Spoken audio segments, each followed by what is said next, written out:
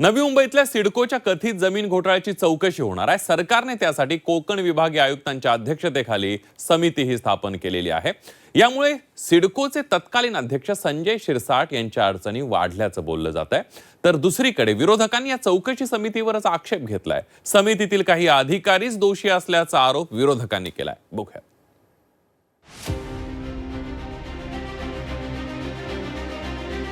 मंत्री संजय शिरसाटांच्या अडचणीत वाढ। सिडकोच्या कथित जमीन गैरव्यवहाराची चौकशी होणार।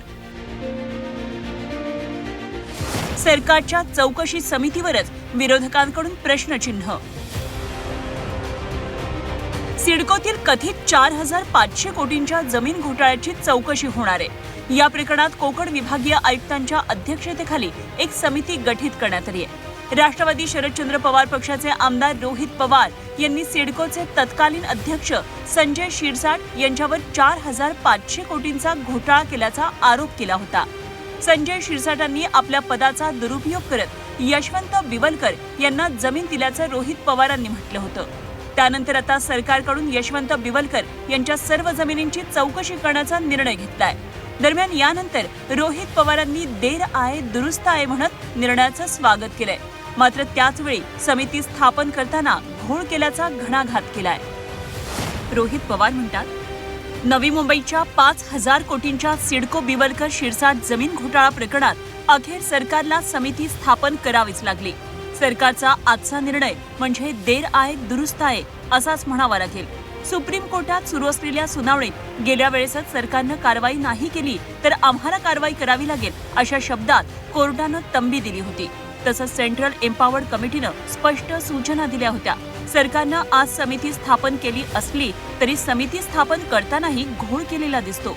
ज्या अधिकाऱ्यानं आजचा GR काढला आहे त्याच अधिकाऱ्यानं जमीन देण्याची शिफारस करणारं पत्र सिडकोला लिहिलं होतं।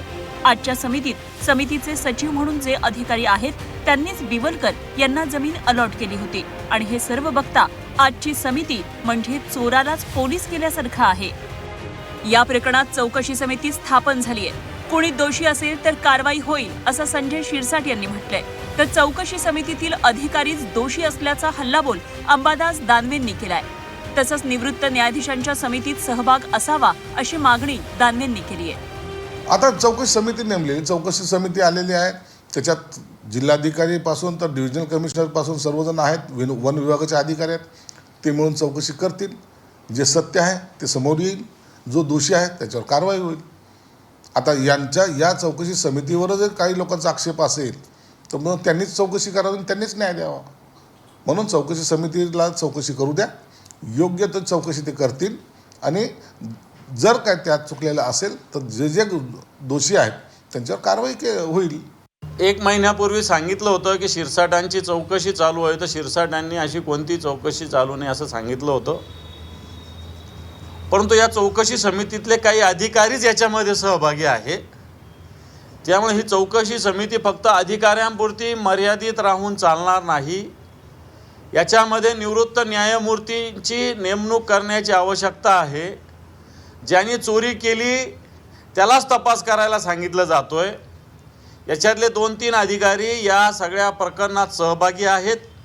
त्यामुळे एक तर या चौकशी समितीत निवृत्त न्यायमूर्ती असावा आणि ज्यांचा विश्वास आहे अशा प्रकारचे अधिकारी याच्यामध्ये असले पाहिजे। आम्ही वारंवार सांगितलेलं आहे की संजय शिरसाटांचा या प्रकरणात मोठा हात आहे। सिडकोच्या कथित जमीन गैरव्यवहाराची अखेर चौकशी होणार आहे। सरकारनं त्याबाबत समिती नेमल्यामुळे खरं काय ते लवकरच पुढे येईल। पण आरोपांच्या फेऱ्यात असलेल्या शिरसाटांची त्यामुळे अडचण झाल्याचं बोललं जातंय। तसंच विरोधकांनी चौकशी समितीतील लोकांवरच आक्षेप घेतल्यानं त्याबाबत काय निर्णय होतो हेही पाहणं महत्त्वाचं ठरणार आहे। ब्युरो रिपोर्ट झी 24 तास।